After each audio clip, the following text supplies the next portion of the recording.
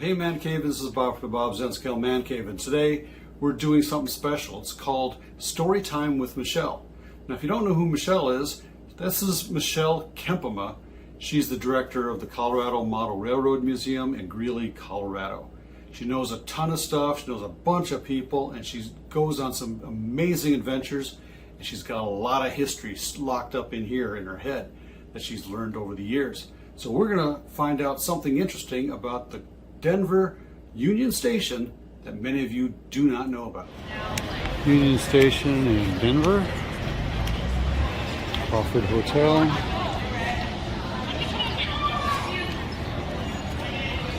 So we go in here. Take a look inside.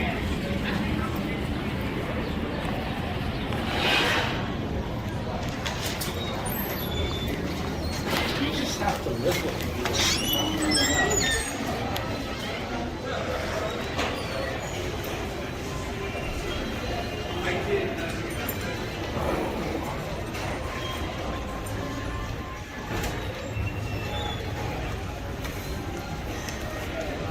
It's pretty big in here. High ceilings. Yeah.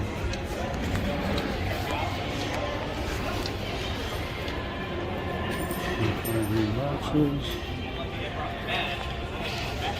And we got these people.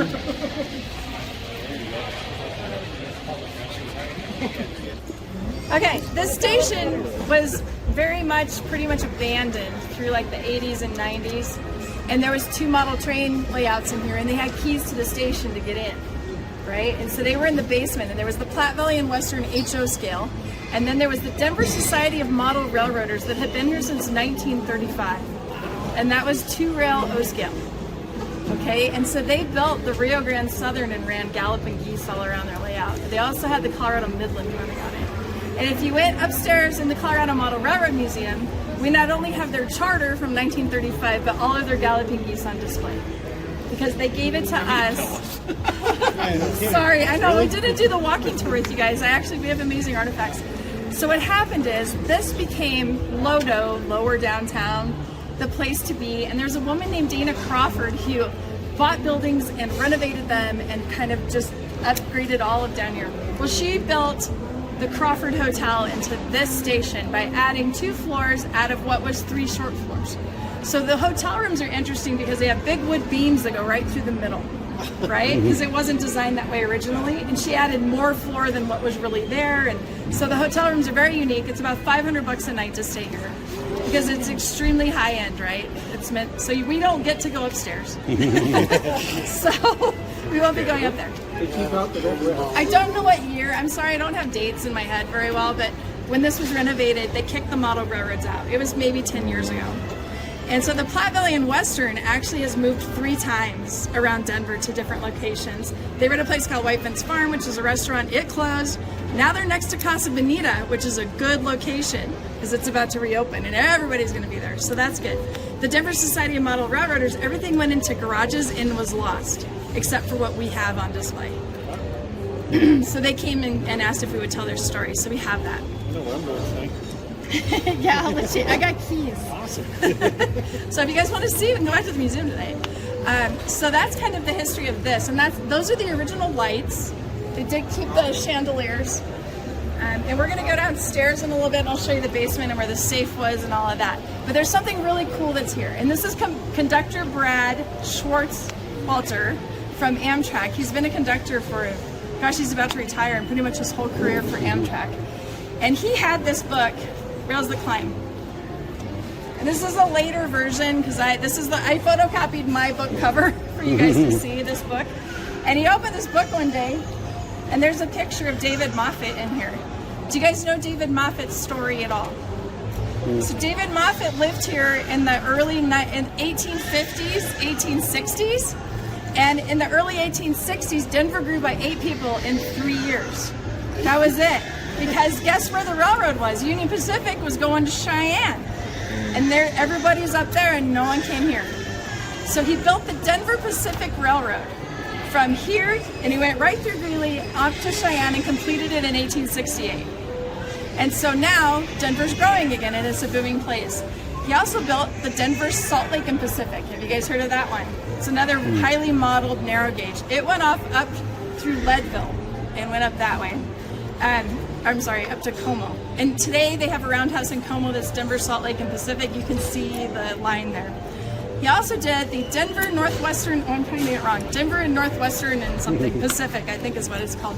That is the line known as the Moffett route today that Amtrak takes across Colorado. So he got out there and he got to Rollins Pass, and it went like zzz, to get over the Continental Divide. And he's like, I need a tunnel. I need a tunnel. I need a tunnel. So it was always his plan. But they did connect over Rollins Pass, and the people of Denver were so happy with him. That's where this picture comes in. There's this photo, and Conductor Brad found this photo, and it says in 1904, I'll read it. Friends and business associates of David Moffett gathered on December 18th, 1904 to present him a giant silver loving cup in admiration of his great courage and accomplishments for Colorado railroads. It says today it's in History Colorado's museum. So he called History Colorado Museum and said, where's the Moffett cup? I've never seen it. It's not on display. What did you do with it? And they went through their archives and they could not find the Moffett cup anywhere. They hunted for like a year. He was persuasive. He was down there. They digging through the archives. Nothing. He gave up. So a year later, he's in his library, which he has a library with a ladder that rolls like it's like so tall, Conductor Brad. And he lives at the top of the Big Ten Curve, and the camera you see on Virtual Railfan is in his backyard, just so you know. So anyway, he pulls the book out again, and he says, a giant silver loving cup. It's called the Loving Cup. So he calls History Colorado. Da-ding, there it is. It's in the basement. It's in the bowels of this old stone building that was down here since the 1800s. So they go down there with a crowbar and literally find a crate, Indiana Jones style, and crack open a crate.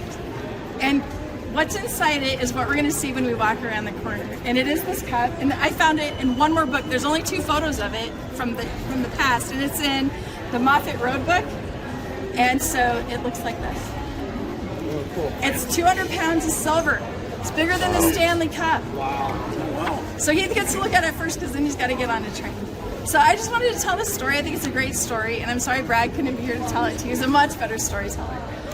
We'll go look at it, and then we'll go downstairs. So let's head over to the Amtrak office because that's where it is. We can show you how to get on the train. Oh, yeah. I assume I just go out there, sure. You go out there. The A-line. Yeah, it's the first one. And take it towards the airport, not away from the airport. There's only one direction. Yeah. You can't even How many is screwed up? You can't even screw it up. Yeah, that does help. Hi. Hi. Oh, excuse me.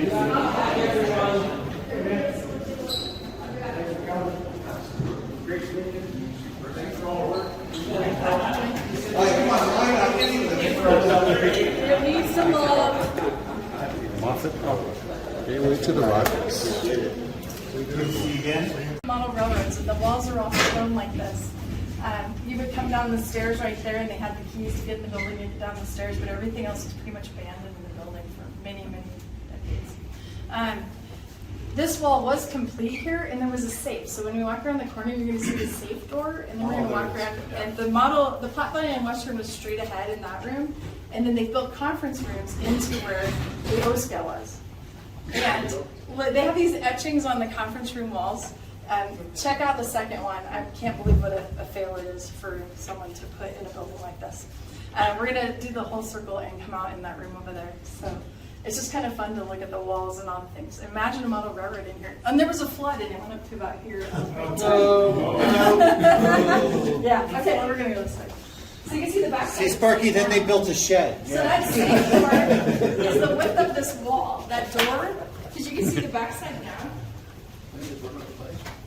And now you can see how big it was, just the door. Wow. And I don't know who owned the safe or if they were ever in it or anything. I just always known it's been right here. So I must have some history on it. Wow. And nobody has a combo. Yeah. So we're not back here. And nobody has a combo to that. That's the this and then the safe was that room that's now they knocked the wall out. Oh, okay.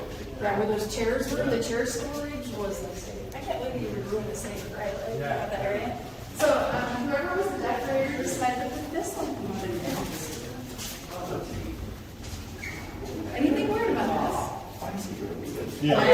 British locomotive. Oh my god. I just wanted to die. I remember the first time I came down here, I'm like, I hope they decorated it well, like, hope they learned their history. Not at all. Yep. Wow.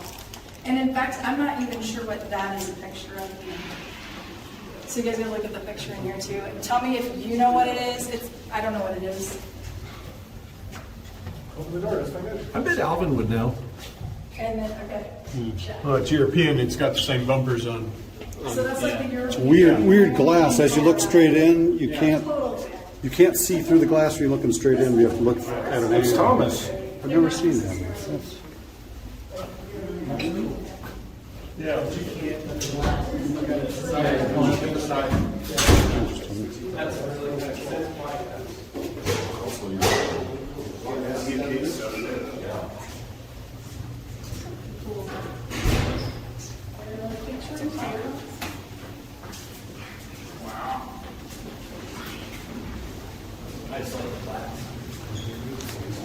Just wait for the glass to get out of here. We'll get out of the way.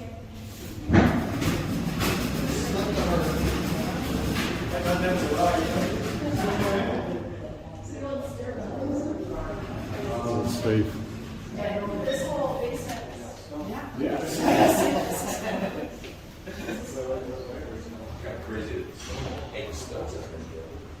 It's safe door. We're gonna do this.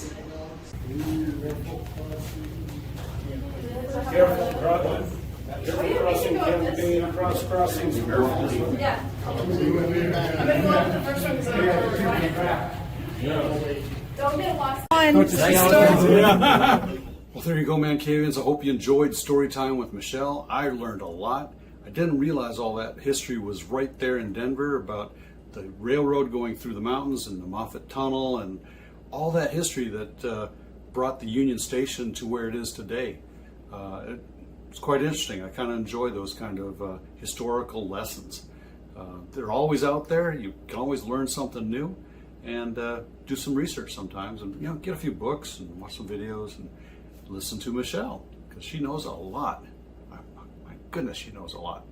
Anyway, hope you enjoyed this video, and if this is your first time visiting DaBob's N-Scale Man Cave, consider subscribing down below. Ring that bell as well to get notified of future videos like this one.